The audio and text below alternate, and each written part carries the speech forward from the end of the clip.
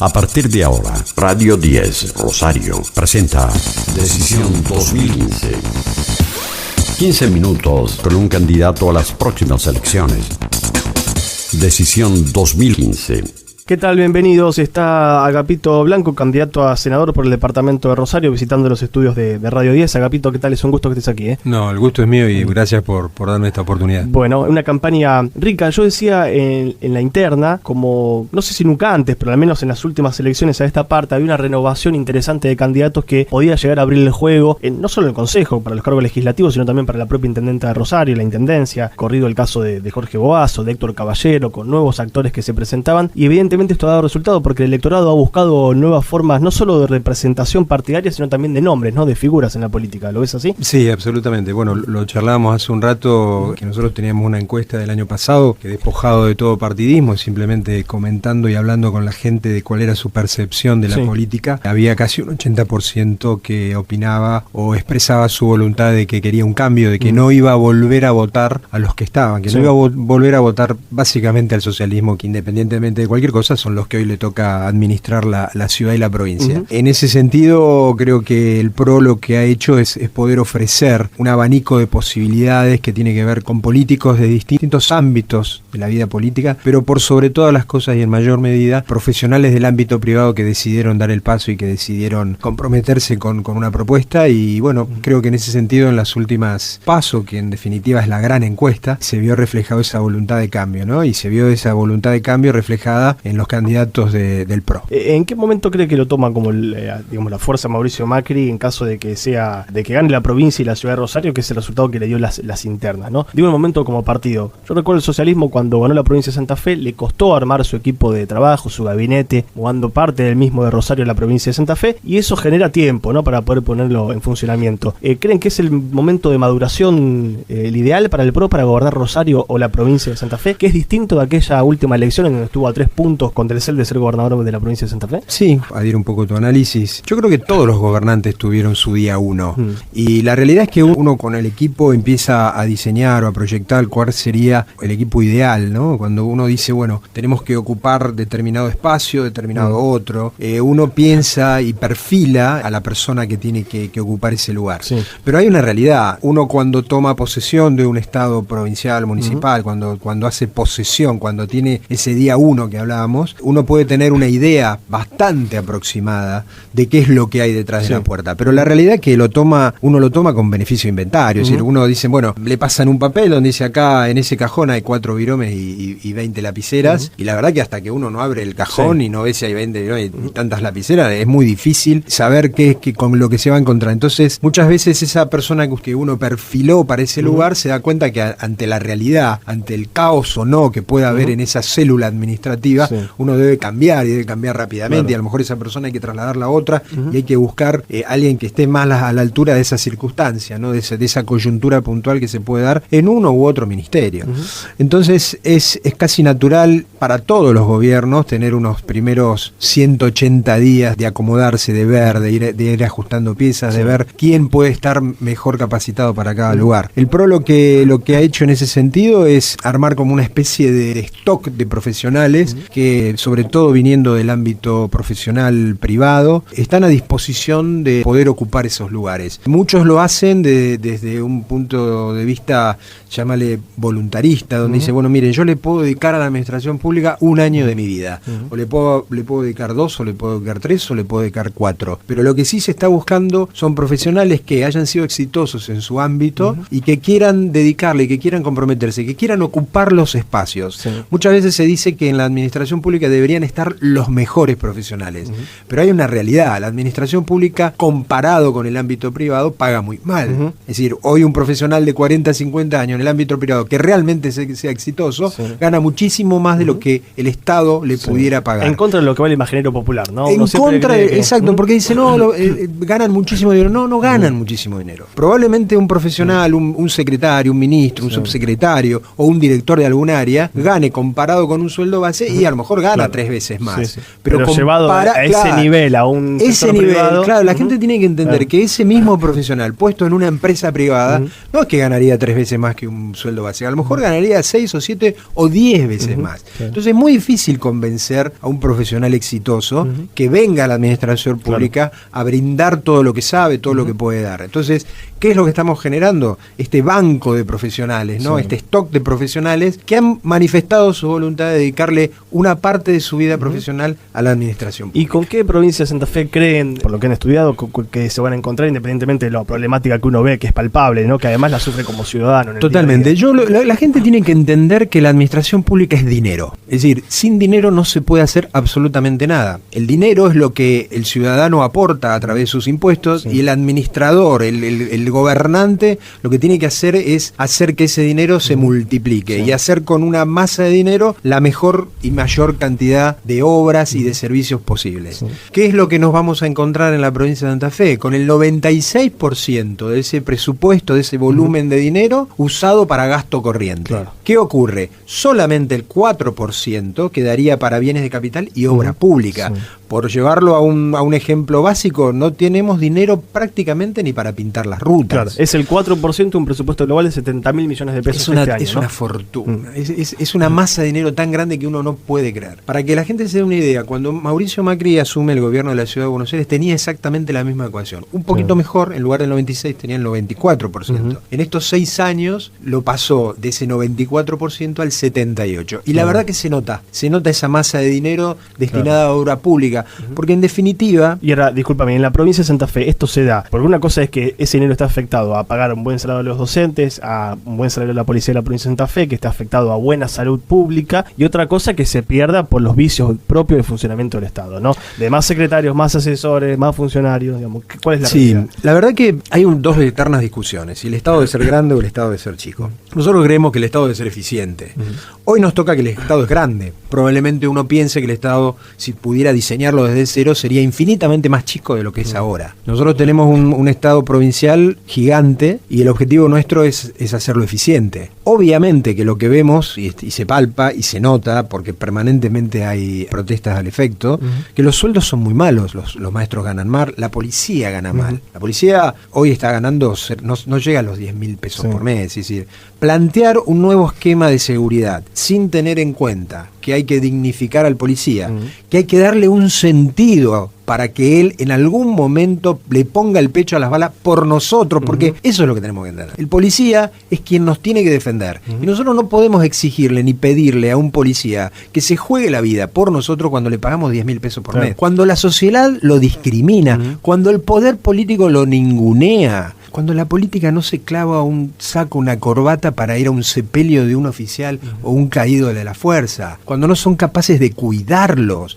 cuando en la mínima de dudas se apartan y no los cuidan, y si no se ponen del lado del policía. No hay esta reciprocidad que es necesaria para que el policía se sienta parte de la sociedad, para que sienta que su hijo está orgulloso de que su padre sea policía. Digo, si nosotros no empezamos a entender que la policía tiene que ser un eslabón privilegiado de nuestra ciudadanía, como puede ser el maestro, o como debe ser el maestro, o como debe ser un médico, o como debe ser un juez. Digamos, si nosotros no nos damos cuenta que hay en la sociedad debe necesariamente haber categorías de privilegio para que esos privilegiados se ocupen de cuidarnos, si nosotros no entendemos eso, si no vamos a esa plusvalía social que deben tener esas fuerzas, y no vamos a tener nunca resultados. Claro. Entonces, obviamente que el gasto es gigante y se gasta muy mal, porque con ese mismo dinero, otras administraciones de este mismo país hacen muchísimas más cosas, tienen mejor pagados a los maestros, mejor pagados a los policías, y tienen una infraestructura infinitamente mejor a la que nosotros tenemos. La provincia de Santa Fe está hoy usufructando el stock de infraestructura de nuestros abuelos, cuando hay países en el mundo que están generando la infraestructura de nuestros nietos. Claro. Entonces, si no entendemos eso, si no entendemos que la administración pública lo que debe hacer es promover infraestructura, porque en la infraestructura vivimos todos. Los colegios son infraestructura, los hospitales son infraestructura, las penitenciarías son infraestructura, las comisarías son infraestructura, la calle, los desagües, el agua potable, la luz, la sanidad de una ciudad, el pavimento. Y que además impacta en la economía, no hablando con distintos desarrolladores de inmobiliario de la provincia de Santa Fe, que en Rosario, fundamentalmente en la última década, ha generado un boom notable en ese crecimiento. Ellos ven que claramente el problema de infraestructura puede ser un tope a futuro para la construcción de más metros cuadrados en Rosario. Hay un índice internacional que demuestra claramente que los países que han apostado en infraestructura tienen los mayores niveles de renta per cápita del mundo. ¿Qué significa esto? Un ejemplo personal, lo hago personal. Mi padre, 80 años, trabajó toda su vida, nunca creyó en la jubilación. Mi padre es un inmigrante español, vino a este país sin nada, vino a este país siendo pobre. Hasta los 12 años yo recuerdo que vivíamos en la misma habitación. Y trabajó 14 horas por día, y cada manguito que ahorraba era para ponerlo en un ladrillo. Para no hacer la historia como fue toda su historia, que le fue mal, le fue bien, sufrió al Rodrigazo, sufrió a Martínez de O, a Herman, lo sufrió a todo. Empezó de cero 20 veces, no importa. Pero hace unos años, a las 5 o 6 años, dijo, me voy a hacer 2 localcitos en Funes sobre la ruta para alquilarlo y tener una rentita. Los alquiló bien en su momento y se le vaciaron los 2 y no los puede alquilar. ¿Y por qué no los puede alquilar? Porque el último que estuvo alquilando esos locales, que era una despensa, una granja, lo robaron 8 veces. Y esa persona cerró el negocio y dijo, don Blanco, mire, me tengo que ir, esto es insostenible. Entonces esa persona se fundió y mi padre no puede alquilar esos 2 locales. Entonces esto es una pequeña muestra que, replicada por miles de circunstancias parecidas en todo el ámbito de la ciudad, hacen que, primero, la gente se retraiga a los barrios más seguros, entre comillas. Hoy hay una excesiva demanda del área centro.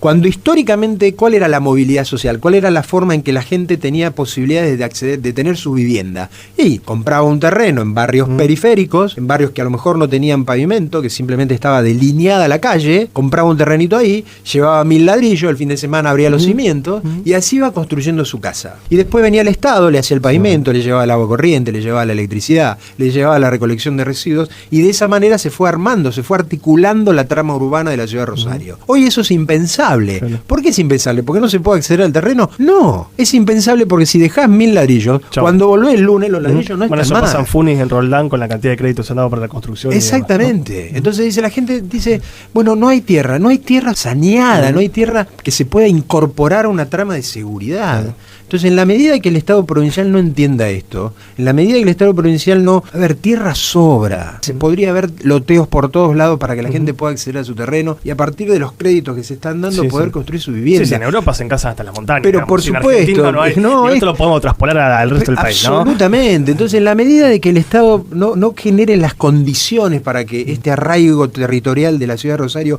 pueda expandirse, y la verdad es que todo lo que podamos hacer queda en la nada, es decir, queda todo en expresiones de deseo. Por eso, el volumen de dinero es gigante, se pueden hacer muchísimas cosas, simplemente hay que saber administrarlo. Vos me vas a preguntar, bueno, pero ¿cómo haces para achicarlo si vos tenés una masa de empleados públicos que no se puede reducir debido a que tienen estabilidad laboral por la Constitución provincial o por la Constitución nacional? Ahí tengo una disyuntiva. La verdad que es muy difícil y la idea no es, obviamente, hacer una casa de brujas ni sacar a nadie, pero sí hay un volumen gigantesco de más de 3.000 personas que son cargos políticos. Bueno, esos cargos políticos los vamos a reducir. Nosotros tenemos una estrategia de que esos cargos políticos de 3.000 podrían reemplazarse por 700. O sea, nosotros vamos a utilizar 700 personas para hacer esta posesión logística de la provincia para que pueda funcionar. Independientemente de eso, estamos haciendo un estudio previsional para ver de acá a los próximos 4 años quiénes son los empleados públicos que están en condiciones de jubilarse, y la idea no es reemplazarlos, sino todo lo contrario. Si se produciera una vacante de calidad en algún punto, el tema es cubrirlo con la gente que está dentro de la misma administración, porque hay áreas que están superpobladas y hay áreas que no. Entonces, muchas veces uno dice, hay áreas que podrían estar lisa y llanamente fusionadas en un solo lugar, y de esa manera, al convertir 2 en una, nos ahorraríamos de alquilar un edificio, de pagar la luz de ese edificio, de pagar el mantenimiento. Es decir, incorporando una logística de gestión, entendiendo al Estado provincial como un organismo que debe ser eficiente y que debe rendir cuentas, porque eso es lo que la gente tiene que pedir, que la administración pública rinda cuentas. Y si nosotros, en las próximas elecciones que van a ser dentro de 2 años, no mostramos una clara diferencia de gestión entre el gobierno actual y lo que nosotros podemos ofrecer, y yo creo que la gente debe castigarnos con su voto. De la misma manera que pedimos que hoy la gente castigue con su voto a aquellos que en 25 años en la ciudad y 8 años en la provincia no han sabido administrar esos fondos que son gigantescos y que en líneas generales en poco tiempo deberían de haberse visto resueltos o deberían de haberse visto reflejados en el cotidiano, a partir de la seguridad, de un transporte transporte eficiente, de esta logística que debe tener la movilidad y por sobre todas las cosas de la infraestructura. Agapito, ¿cómo ves tu pelea, tu lucha en el Senado para estas elecciones? En las PASO salí segundo, estuve segundo detrás de Capielo. Entendemos nosotros por encuestas propias que obviamente los socialistas se encargarán de desvirtuar, sí. Pero bueno, nosotros vemos claramente que Capielo está muy cerca de su techo y que yo tengo muchísimo por crecer, por no ser un candidato conocido. Creo que nos estamos acercando mucho a Capielo, sí. Y en el sprint final de los últimos 15 de campaña creo que en líneas generales estaríamos en condiciones de ganarle.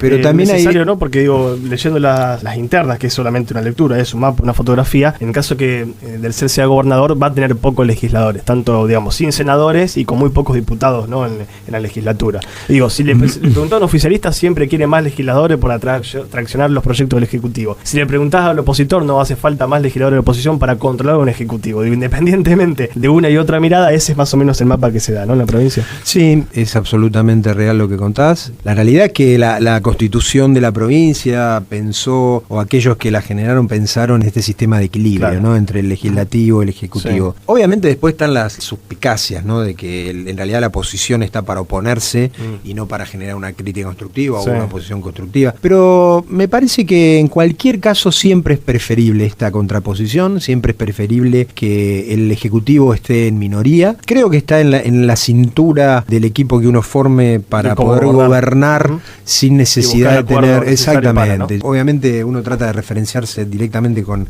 la estructura política con la que se dispone. Sí. El gobierno de Mauricio Macri le pasó hace exactamente lo mismo en los primeros 4 años de gestión, y sin embargo pudo revertirlo y pudo realmente hacer un gobierno virtuoso y un gobierno de muchísima eficiencia. De hecho, hay un ejemplo claro que tiene que ver con los maestros en la ciudad de Buenos Aires, que demoraron 4 años en poder promulgar una ley de excelencia educativa, donde los maestros pudieran ser evaluados. 4 años, pero se hizo con consenso, con consenso de la legislatura y se hizo con consenso del sindicato. Se demoró 4 años, pero hoy tiene sustento, hoy tiene bases sólidas. Hoy la ciudad de Buenos Aires tiene por primera vez en su historia mayor matriculación en los colegios públicos que en los colegios privados. Y eso tiene que ver con gestión, y que la gente se dio cuenta de esta gestión y que la plusvalía que se le aplicó a la educación pública en la ciudad de Buenos Aires se pudo ver a simple vista, y por eso se generó esa matriculación. Yo creo que, volviendo un poco a tu pregunta inicial, 9 de cada 10 rosarinos no sabe quién es el senador por el departamento Rosario. No lo sabe. Y no lo sabe porque ese senador no les devolvió nada. Y no hizo absolutamente nada para que la gente se dé cuenta, se entere de quién era su senador. Entonces, la gente no sabe quién es su senador, es simplemente porque ha notado eso. Y cuando lo nota, te castiga. Y es por eso que creo yo que el doctor Capielo, que aspira a ser senador por el departamento Rosario, tiene una mochila importante, que es el actual senador por el departamento Rosario, que es Miguel Lifchit, que no ha hecho absolutamente nada para que el rosarino se dé cuenta de que tiene un senador, que tiene un representante, porque la función básica de un senador es la cercanía con el vecino. Es aquel que debe detectar el problema, que debe detectar la urgencia y poder cubrirlo rápidamente a través de los subsidios que tiene. A diferencia del Estado ejecutivo, del Estado provincial, que para que pueda llegar a un caso puntual de emergencia hay que preparar un expediente administrativo, meterlo por mesa de entrada, y a lo mejor la ayuda que debería de llegar en 48 horas termina demorando 9 o 6 meses. Lo que hace el senador es, a partir de ese subsidio y de esa cercanía y de ese conocimiento territorial, poder rápidamente dar respuestas. Lamentablemente el senador Lifchit no ha estado a la altura de las circunstancias, la gente lo ha notado, la gente lo ha castigado, y yo me pregunto, ¿por qué el senador Capielo, o el doctor Capielo, hoy concejal, va a hacer algo diferente a lo que hizo su predecesor de su mismo partido? Yo creo que no, yo creo que están aburguesados, yo creo que están desgastados, yo creo que son muchos años de una administración que se los ha llevado por delante, y en ese sentido me parece que la gente ha evidenciado que el PRO tiene una propuesta mucho más diáfana, mucho más sincera y mucho más eficiente de lo que es la administración pública. Agapito, gracias por haber venido. Ha sido un placer. Al contrario, gracias a vos. Hasta aquí llegamos con Decisión 2015. 15 minutos con un candidato a las próximas elecciones. Decisión 2015. Una producción original de Grupo Cristal Argentina. Politicaplus.com. Un diario bien informado. Visítalo. Noticias, información, opinión, música y muy buenos negocios. Politicaplus.com. Más que un diario.